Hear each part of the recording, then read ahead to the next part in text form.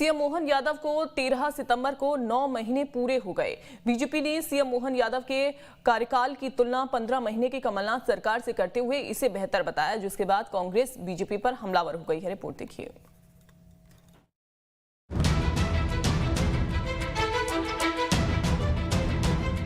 CM doctor Mohan Yadav के कार्यकाल पर अब समीक्षाएं शुरू हो गई हैं। 13 सितंबर को सीएम मोहन यादव के मुख्यमंत्री बतौर शपथ लेने के 9 महीने पूरे हुए तो बीजेपी ने इसकी तुलना कमलनाथ सरकार से कर दी। बीजेपी ने कहा कि कमलनाथ सरकार अपने 15 महीने के कार्यकाल को अल्पकाल बताने का बहाना करती रहती है, लेकिन मोहन यादव ने साबित कर दिया है कि 9 महीने में ही बहुत कुछ किया जा सकता है। डॉक्टर मोहन यादव जी के 9 महीने सरकार के पूरे हुए हैं और हम यदि कंपेयर करें तो आपको पुराने दिन याद आते होंगे कि किस प्रकार से कमलनाथ जी भी अपने 15 महीने की सरकार को बार बार ही कहते थे बहुत कम समय मिला, आचार संहिता लगी रही, हम ये नहीं कर पाए, वो नहीं कर पाए। वहीं उलट दूसरी ओर यदि हम इनके 9 महीने देखें तो एक प्रशासनिक दक्षता का जैसे परिचय दिया, उन्होंने प्रशासन को जवाबदेह बनाया। जब गरीबों की बात हुई, महिलाओं की बात हुई तो उन्होंने उनके ऊपर कोई कोताही नहीं बरती।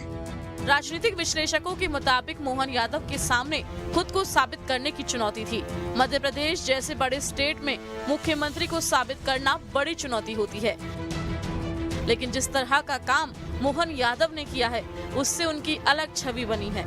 मोहन यादव के मौजूदा कामकाज के प्रति उनका उत्साह ये उम्मीद दिलाता है कि वो बेहतर नतीजे देंगे और उनकी कार्यशैली का फायदा एमपी को मिलेगा। डॉक्टर मोहन यादव ने मुख्यमंत्री के रूप में शपथ लेने के बाद कुछ ऐसे स्टेप उठाए हैं जो मध्य प्रदेश के इतिहास में एक नजीर बन गए हैं, जैसे कि इंडस्ट्रियल डेवलपमेंट के लिए जो इंडस्ट्रियल रीजनल कॉन्क्लेव हो रहे हैं वो प्लस दूसरे प्रांतों में जाकर रोड शो आयोजित करना है, यानी कि इंडस्ट्रियल डेवलपमेंट के लिए बड़ा कदम है। इससे न केवल मध्य प्रदेश एक इंडस्ट्रियल हब बनेगा बल्कि यहाँ रोजगार के युवाओं के लिए बड़े साधन उपलब्ध होंगे। चूंकि बीजेपी ने उनके कार्यकाल की तुलना कमलनाथ के कार्यकाल से कर दी है तो कांग्रेस भी भड़क उठी है और बीजेपी पर हमलावर हो गई है।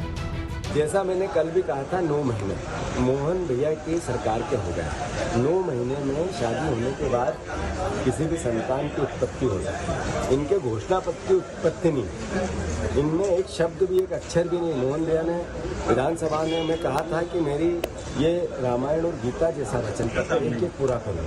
आज तक रामायण और गीता का वचन पत्र नहीं पढ़ा गया। 3000 बहनों को नहीं दिया गया, 3100 के धान के नहीं दिए गए, 450 का गैस सिलेंडर दिया गया, 2900 के गेहूँ के लिए दिए गए, मतलब 2.5 लाख नौकरियां देनी थी वो नहीं दी गई। मोहन यादव सरकार में निवेश लाने के लिए संभागीय क्षेत्रों में इन्वेस्टर्स को लाकर निवेशकों को लुभाने का आइडिया बेहतर साबित हो रहा है। विरासत से विकास के प्लान के तहत श्री कृष्ण पाथ्य जैसे विजन ने मध्य प्रदेश को कृष्णा स्टेट की छवि की तरफ मोड़ दिया है।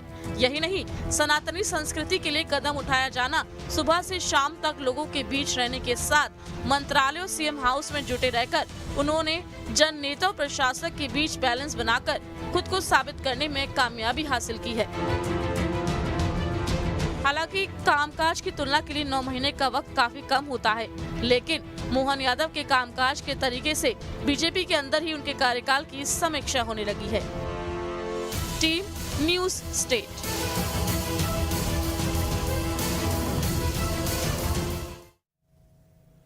नर्मदापुरम